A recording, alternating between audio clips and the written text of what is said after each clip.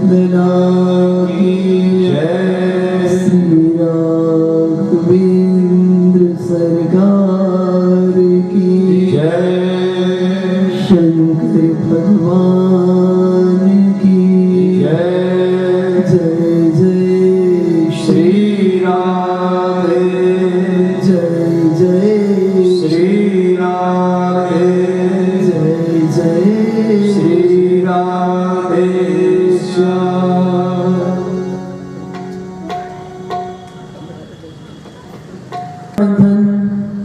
भक्त वत्सल शरणागत वत्सल अकारण करुणा वरुणालय आनंद कंद सच्चिदानंद ब्रजजन बंदन भक्त उरचंदन परम कृपालु नंद नंदन की शरण में श्रीमद् भागवत महापुराण के माध्यम से हम आप सब चले।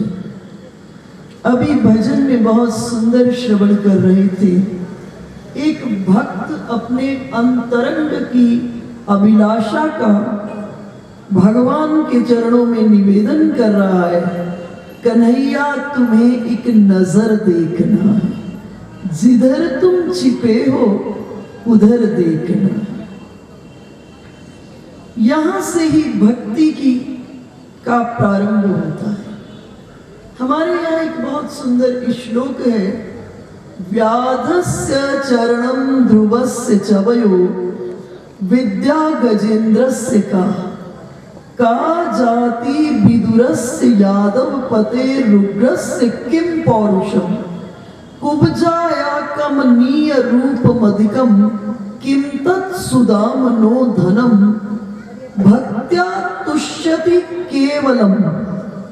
विशेषण लगा दिए, भक्त्या तुष्यति केवलम न च गुणेर भक्ति प्रियो माधव।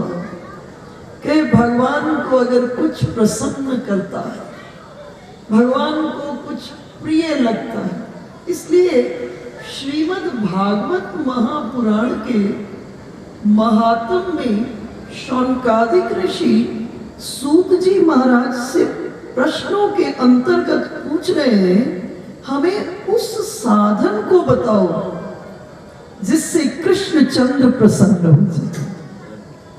भक्ति में अपनी प्रसन्नता नहीं खोजनी, किसकी प्रसन्नता खोजनी? प्रेमास्पद की प्रसन्नता। हमारे ठाकुर किससे प्रसन्न हो? जब अंतरंग के भीतर में ये भाव आ जाएगा कि हम वो करें जिससे ठाकुर जी प्रसन्न हो, जब ये भाव अंतरंग में आ जाएगा तो हमारे द्वारा होने वाली ठाकुर की प्रसन्नता के लिए जो छोटी से छोटी क्रिया है वो यज्ञ ही है। आपको अन्यत्र कुछ करने की आवश्यकता नहीं है, वो यज्ञ ही है। मैं हूं, देखो सबके अंदर में भक्ति है, जितने हम हैं ना सबके अंदर में भक्ति है, लेकिन ये भक्ति है ना, ये जुड़ी कहीं कहीं, जुड़ी कहीं कहीं।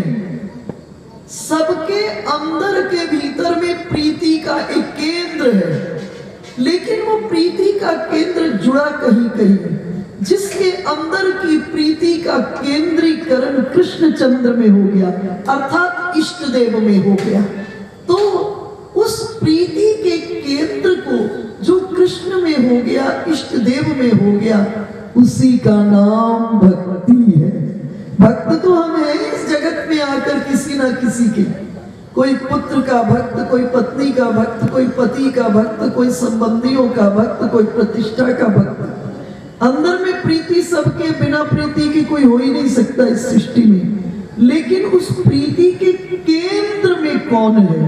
जिसके प्रीति के केंद्र में त्रिभुवन के ठाकुर जी आ गए, वो उस भाव का नाम ही भक्ति है। और जब जीवन में भक्ति आती है ना, संसार में आपने देखा होगा, जिससे आप प्रेम करते हो, आपके हृदय के भीतर में कामना होती है हम उससे मिले, उससे बातचीत करें।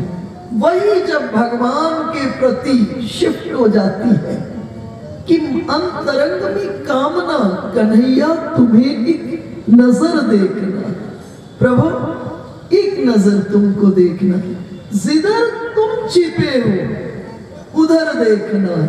अर्थात प्रभु हम तो नहीं खोज सकते हैं, लेकिन सबई नचावत राम गोसाई, सबको नचाने वाले तुम हो, इसलिए प्रभु तुम ही अंतर में बैठे हो और तुम ही बैठ करके जरा इस बुद्धि को उस ओर घुमा दो, इस अंतर की प्रीति को हम तुमको खोज रहे हैं, इस बुद्धि को वहां घुमा दो जहां कण कण के भीतर में क्षण क्षण में तुम प्रतिबिंबित हो रहे हो। और जैसे ही उसके साथ संबंध होगा, अलग से कुछ नहीं करना पड़ेगा। आप कण कण में मुझे हर तलाश में तुम मिले, मुझे हर तलाश में तुम मिले, हर शय में तुम मेरे पास हो। मैं क्यों डरूं, किससे डरूं, जब दर्द भी तू दवा भी तू, जब दर्द भी तू, जब दवा भी तू। तो जिस दिन ये वृत्ति जीवन में हो जाएगी, उस दिन कण कण और क्षण क्षण में उस परमात्मा तत्व को हम अनुभव करना प्रारंभ कर देंगे। न तंदुरों में रसायन थी, दरअसल प्रेम था, कुब्जा मालिन की कोई सकल ना थी प्रेम। धन्य की पूजा विधि में कोई अकल ना थी प्रेम था। मीराबाई के कीर्तन में कोई नकल ना थी प्रेम था। कौन से मस्ती पिलाई नंदे को बेहोश हो गया, और बन के नंदना, और बन के नंदना मोहन चरण दबाए, मेरा श्याम अपने दर्द आंखों से मैं पिलाए, मेरा श्याम अपने दर्द। मीरा ने पीली मस्ती अपनी मिटा दी हस्ती, हस्ती मीरा ने पीली मस्ती अपनी मिटा दी हस्ती। मीरा ने पीली मस्ती अपनी मिटा दी हस्ती, अपनी मिटा दी हस्ती, अपनी मिटा दी हस्ती, हस्ती। दीवानी हो गई वो, दीवानी हो गई वो, बावरी कहाँ है, दीवानी हो गई वो, बावरी कहाँ है, मेरा श्याम अपने घर से आंखों से मैं पिलाए, मेरा श्याम अपने घर से। मीरा ने प्यार करके गिरधर को थारी जाया, मीरा ने प्यार करके गिरधर को थारी जाया। धन्य और तुलसी ने अपना उसे बनाया, धन्य और तुलसी ने अपना उसे बनाया। वो बन गया उसी का, वो बन गया उसी का, जो अपना उसे बनाए। वो बन गया उसी का, जो अपना उसे बनाए। मेरा श्याम अपने दर में आंखों से मैं पिलाए, मेरा श्याम अपने दर से आंखों से मैं पिलाए। मोहन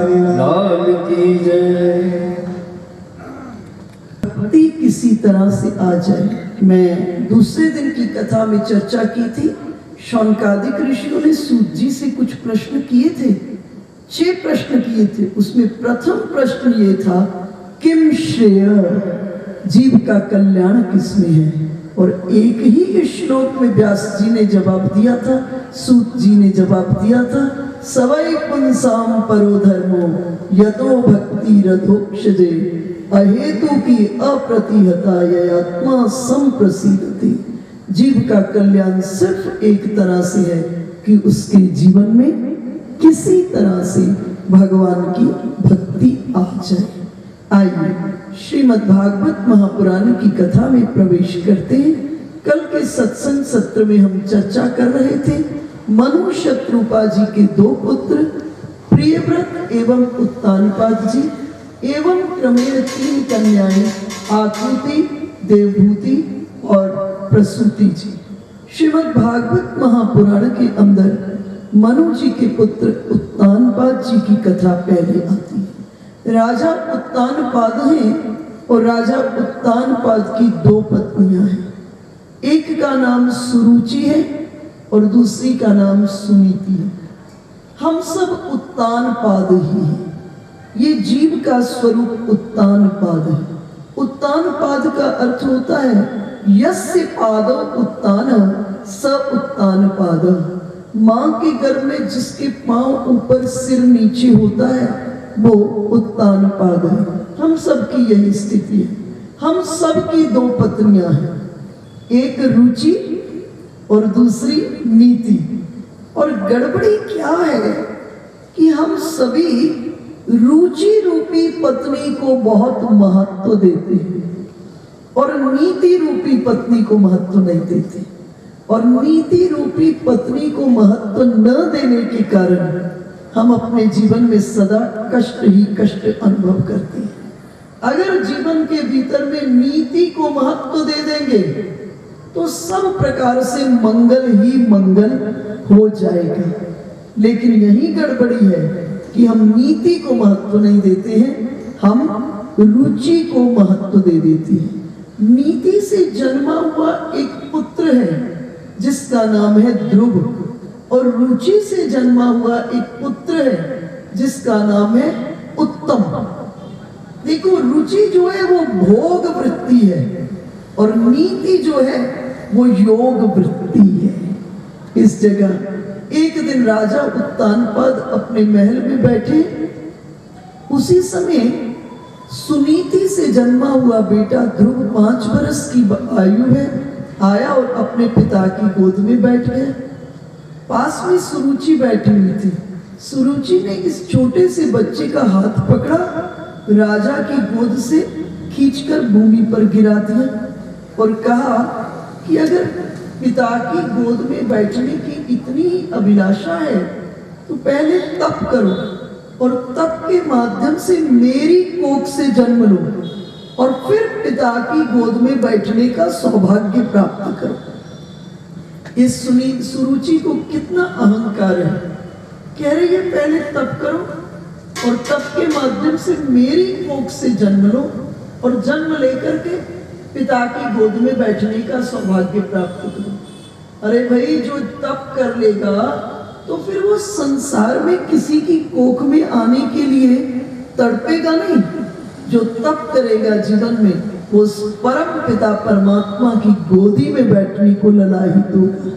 लेकिन अहंकार है और कह रही है पहले तप करो और मेरी कोख से जन्म लो। दास दासियां इस दृश्य को देख रही थी, जाकर के सुनीति को सारी बात बताई। छोटे से बालक है ध्रुव जी, 5 वर्ष के हैं, अभी ठीक से वाणी प्रस्फुटित नहीं हुई है, लेकिन पूर्व जन्म के संस्कार विद्यमान है। कल मैं चर्चा कर रही थी, इस शरीर की आयु कुछ हो सकती है 50 वर्ष, 40 वर्ष, 30 वर्ष, 80 वर्ष, 100 वर्ष, लेकिन ये मन बहुत पुराना है। इस मन में अनंत जन्मों के संस्कार पड़े हुए हैं। जब अनुकूल वायु की प्राप्ति होती है तो ये संस्कार प्रकट हो जाते हैं। जैसे पूर्व के भीतर में आग को अंगारों के रूप में रखकर राख से ढक दिया जाता था, और जब अग्नि चाहिए होती थी हम पंखा जलते थे, पंखा जल के सारी की सारी राख उड़ जाती थी और जो भीतर में अंगारे होते थे वो प्रज्वलित अग्नि के रूप में हो जाते थे। इसी तरह से पूर्व के जो संस्कार हैं वो माया और प्रकृति के संपर्क में आकर के अज्ञान की राख से ढक जाते हैं। जब अनुकूल वातावरण आता है तो ये राख जो है ये जड़ती है और भीतर के संस्कार प्रज्वलित हो जाते हैं। तो सोचने लगे ध्रुव जी कि अगर मैं अपनी विमाता के बारे में जाकर के अपनी माँ को कुछ कहता हूँ तो ये मेरी जीभ जो है ना ये कौओं के उच्छिष्ट ग्रहण करने का स्थान बन जाएगी। हमारी जीभ जो है ये हंस तीर्थ भी है और हमारी जीभ काग तीर्थ भी है। जब हम जगत की चर्चा करते, निंदा स्तुति करते, व्यर्थ की बातें करते हैं तो हमारी ये जो जीभ है ये कौओं के उच्छिष्ट ग्रहण करने का स्थान बन जाती है। और जब इस जीव के माध्यम से हम भगवत गुणानुवाद करते हैं, भगवान की कथा कहते हैं, भगवान की चर्चा करते हैं तो ये हमारी जीव है हंसों के विचरण का स्थान बन जाती है। सरस्वती जी कहती हैं मैं तब तक ही हंस पर बैठती हूँ जब तक इस जगत के भीतर में कोई जीव उस परमात्मा की चर्चा नहीं करना प्रारंभ करता है। जैसे ही कोई जीव परमात्मा की चर्चा करना प्रारंभ करता है तो मैं हंस से छलांग लगाकर उस जीव की जिह्वा पर बैठ करके, उस परमहंस की जिह्वा पर बैठकर वाणी का विलास करती हूँ। और इस जगह ध्रुव जी रोते रोते माँ के पास आए। सुनीति को दास दासियों ने सारी बात बता दी थी। सुनीति भी बड़ी सजग माँ है। सोचने लगी राजा तो मेरे पक्ष में है नहीं, इसलिए राजगादी तो मैं अपने पुत्र को दे नहीं सकती, लेकिन मैं अपने पुत्र को उत्तम संस्कार दे सकती हूँ। देखो एक माँ सबसे बड़ा कल्याण अपनी संतान का किस तरह से कर सकती है? सिर्फ एक तरह से, अपनी संतान को उत्तम संस्कार दे। अगर एक माँ अपनी संतान को उत्तम संस्कार देने में सक्षम है तो उसने अपने मातृत्व का दायित्व पूर्णता निभाया है। और एक क्षण के भीतर में सुनीति ने अपनी सारी ममता को समेट लिया, सारी ममता को समेटा, पुत्र के मुंह में नहीं पड़ी, सारी ममता को समेट लिया और कहा मेरे पुत्र तुम्हारी विमाता सत्य कह रही है। सुनो मेरे पुत्र, तुम्हारे पितामह को भी ये जो राजगादी थी वो भगवान की आराधना और उपासना के माध्यम से मिली थी। तुम्हारे पिता को भी जब वो भगवान के शरणागत हुए, आराधना उपासना उन्होंने की, तब उन्हें राजगद्दी की प्राप्ति हुई। और मेरे पुत्र तुम भी जाओ उस परमात्मा की शरण में। सुनो मेरे पुत्र, जिस पर परमात्मा कृपा करता है उस पर जगत के प्रत्येक व्यक्ति कृपा करते हैं। जिस पर परमात्मा अनुकूल हो जाता है उस पर जगत का प्रत्येक व्यक्ति अनुकूल हो जाता है। जाओ मेरे पुत्र, उस परमात्मा की शरण में जाओ, खोजो उस परमात्मा को। छोटे से 5 बरस के हैं, माँ ने सारी ममता को समेटा, जितने राजकीय वस्त्र थे इस छोटे से बालक के शरीर से उतार दिए, लंगोटी पहना करके महलों से विदा करने लगी। रोते रोते ध्रुव जी ने पूछा माँ मैं उस परमात्मा को कहाँ खोजूंगा? सुनीति ने कहा मेरे पुत्र उसको खोजने की तुमको आवश्यकता नहीं है, बस चल दो उसकी प्राप्ति के लिए, वो परमात्मा अपने आप तुमको खोज लेगा। अध्यात्म का प्रथम नियम है कि जीव ब्रह्म के पास नहीं जाता है। भक्ति का प्रथम सिद्धांत है कि जीव ब्रह्म के पास नहीं जाता है, ब्रह्म जीव के पास चल के आता है। जब जीव प्राणों की संचेतना से ठाकुर जी को पुकारता है। छोटे से बालक को महलों से विदा कर दिया, महल के द्वार से बाहर आया, सिंह द्वार से बाहर आया, नगर द्वार से बाहर आया, ग्राम द्वार से बाहर आया, अब पगडंडी पर आ गया है। नहीं जानता परमात्मा कौन है, नहीं जानता परमात्मा कैसे है, नहीं जानता उस परमात्मा को कैसे प्राप्त करूंगा। बस अंतरंग के भीतर में एक तीव्र उत्कंठा है, एक तीव्र चाहत है कि मुझको परमात्मा मिले। बस यही चाहत जो है, ये तीव्र जो उत्कंठा है, यही हमारी उस परमात्मा की प्राप्ति का मुख्य कारण है। हमारे यहाँ एक ग्रंथ है जिसका नाम है भक्ति रसामृत सिंधु। भक्ति रसामृत सिंधु में जीव गोस्वामी पाद कहते हैं, कृष्ण भक्ति रस भाविता मति क्रियताम यदि कुतोपि लभ्यते लौल्य मात्रमपि मूल्य मेकलम जन्म कोटि सुकृतिर न लभ्यते। जीव गोस्वामी पाद कह रहे हैं, ठाकुर जी से प्यार करने वाली मति, भगवान से प्यार करने वाली मति कहीं मिलती हुई दिखाई दे तो उसे तुरंत खरीद लेना। क्रियताम यदि कुतोपि लभ्यते, भगवान से प्यार करने वाली मति कहीं दिखाई दे तो उसे तुरंत खरीद लेना। बाजार में हम कोई वस्तु खरीदने जाते हैं तो दुकानदार ऐसे थोड़ा वस्तु दे देता है। जब हम कुछ वस्तु डिमांड करते हैं दुकानदार से तो बदले में हमको पैसा देना पड़ता है दुकानदार को, तब दुकानदार वस्तु देते हैं। बोले यहाँ भी कुछ देनी पड़ेगी कीमत। पूछे क्या कीमत देना पड़ेगा? तो जीव गोस्वामी पाद कहे, यहाँ जो कीमत देनी पड़ेगी उसका नाम है लौल्य मात्रमपि मूल्य में कलम। यहाँ जो कीमत देनी पड़ेगी वो है लौल्य। लौल्य का साधारण अर्थ है उत्कंठा, और साधारण अर्थ करूं तो प्यास और चाहत। जब हमारे हृदय में भगवान के दर्शनों की चाहत, भगवान के नाम की चाहत, भगवान के प्रति की उत्कंठा को किशोरी जी देखती हैं तो किशोरी जी अपनी किसी सखी को संत वेश में उस जीव के जीवन द्वार पर कृष्ण प्रेम का उपहार लेकर के भेज देती है और जीव धन्य हो जाता है। और छोटे से बालक ध्रुव जी के भीतर में उत्कंठा बहुत गहरी जग गई है। कई जन्मों के संस्कार थे, आज प्रतिकूलता ने वैराग्य को जन्म दे दिया। मैं पहले भी चर्चा की थी, जीवन के भीतर में प्रतिकूलता की बहुत बड़ी भूमिका है। बस जब प्रतिकूलता आए तो हम बिखरे नहीं, हम निखर जाएं। और प्रतिकूल परिस्थितियों में किसकी चेतना ने अंगड़ाई ली और अंगड़ाई लेकर के माया पर विजय करके प्राप्त करके उस ब्रह्म को किसने अपने जीवन के भीतर में वर्ण किया है। ये प्रतिकूलता की परिस्थितियों में सहजता में हो जाता है। और ध्रुव जी अग्नि, अंतरंग की अग्नि प्रज्वलित हो गई।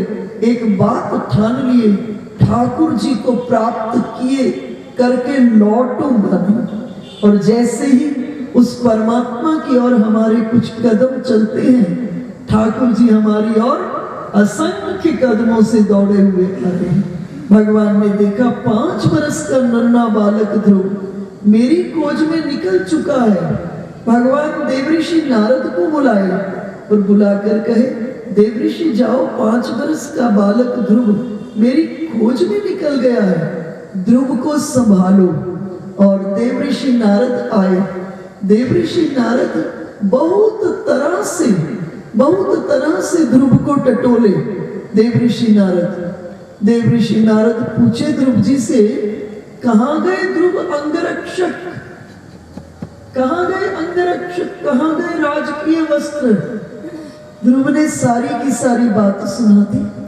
देवऋषि नारद कहे, ध्रुव बहुत छोटे हो, इस आयु में मान और अपमान का कोई महत्व नहीं होता है, इसलिए इस मान और अपमान को छोड़ दो। तुम्हारी विमाता ने जो कहा उसको भूल जाओ, घर वापस लौट जाओ। ध्रुव जी ने कहा मैं परमात्मा को प्राप्त करके ही अब घर लौटूंगा, उससे पहले घर नहीं लौटूंगा। और देवऋषि नारद कहे ध्रुव, वन के भीतर में हिंसक जीव जंतु होते हैं, सब तुम्हें खा जाएंगे। और देवऋषि नारद का दर्शन करके ध्रुव जी के अंतर में विवेक जन्म ले लिया।